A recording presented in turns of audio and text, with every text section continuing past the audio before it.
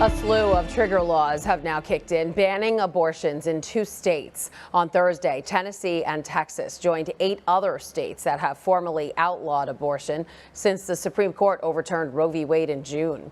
A ban on the procedure was also expected to take effect in North Dakota Friday, but a judge there blocked the measure, saying he would like some time to weigh the arguments from the state's single abortion clinic.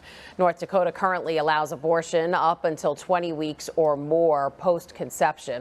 The ban that was set to take effect Friday would make it a felony to perform an abortion in the state, with exceptions for the life of the mother or in cases of rape or incest. For more than 35 years, Rachel's Vineyard has been offering hope to post-abortive couples through 3-day weekend retreats. From September 2nd to the 4th, the Diocese of Ogdensburg in upstate New York will be hosting its own.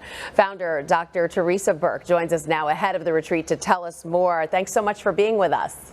Oh, it's my privilege. So, Dr. Burke, we know these retreats are offered in 87 countries and in numerous languages. So what can participants expect when they go? Well, it's a very safe place.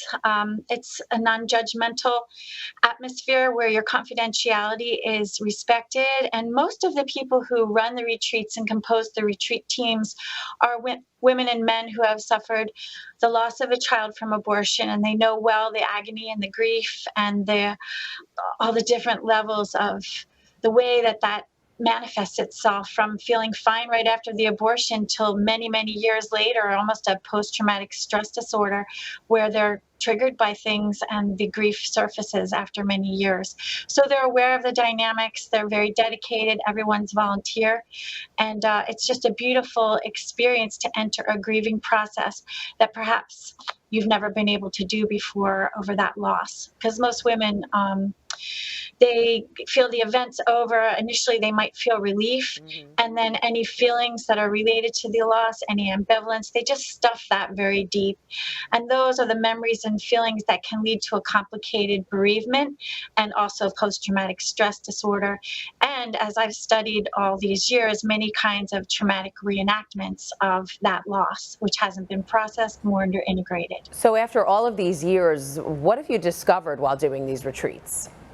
I've discovered that God wants to heal people, and that He does, and that this environment is just so supportive, because many people think that they're crazy or they're the only ones who feel this way. And when they come into a group with other people who've had this loss and this burden and a lot of self-blame and even self-hatred, depression, all the symptoms, they thought they were the only one. And there's such a beautiful lifting of knowing that I'm not alone in this. And that's why I'm such an advocate of the support group model, because it does normalize the experience of a natural, normal grieving that for so many men and women never happens, especially when it's been framed as a choice, as medical care. So when they're assaulted by negative feelings, they don't know what's wrong. So after a weekend retreat, how does that help with the grieving process moving forward? Well, they share the story of what happened to them, which many women have never told anybody, including when they get married, their partners. Many people keep it a secret. We know this from the data. They don't even tell their healthcare providers because there can be shame and also the grief that they just don't want to get close to. As we just mentioned in the newscast, more abortion bans are taking effect across the country. However, that's not the case in some states like New York. So we know some will travel out of state for the procedure. But are you hopeful there will be fewer abortions now? Well, knowing how devastating that abortion can be for men and women, yes, I am hopeful of that, just because I wouldn't want to see anybody go through that needlessly, especially when they didn't have informed consent about these kinds of reactions, including suicidality, increase in alcohol and drug abuse, things to numb the pain, because it is a traumatic experience, and that should be processed.